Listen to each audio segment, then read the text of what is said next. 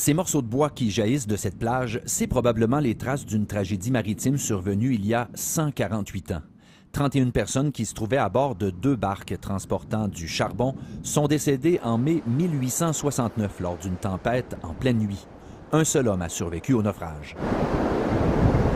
Il s'agirait du Zétus ou du Margaret, selon des recherches faites en 1999 par le groupe de préservation des vestiges subaquatiques de Manicouagan.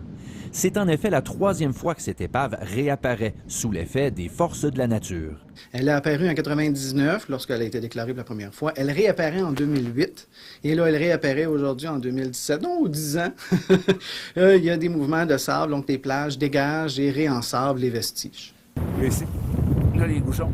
Il va sans dire que l'apparition de cette épave pique la curiosité à Bétrinité. Des fois, je voyais des morceaux de bois de cette épave-là un peu partout, là. Des fois, ils se promenaient un peu sur la plage, là. Mais la première fois que je vois vraiment la carcasse de l'épave, là. C'est des trésors que la mer nous apporte, là. Mon arrière-arrière-grand-père est né ici. C'est lui qui a fondé les îles Caribou.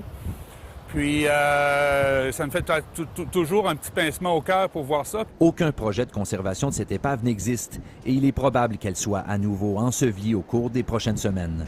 Une centaine de naufrages ont été répertoriés sur une distance d'à peine une trentaine de kilomètres entre Pointe-aux-Anglais et Bétrinité.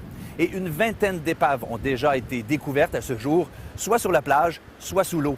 Ça veut dire que le secteur cache encore de nombreuses épaves encore non découvertes que l'érosion des berges pourrait bien contribuer à révéler au cours des prochaines années. Alexandre Quentin, TVA Nouvelles, Bétrinité.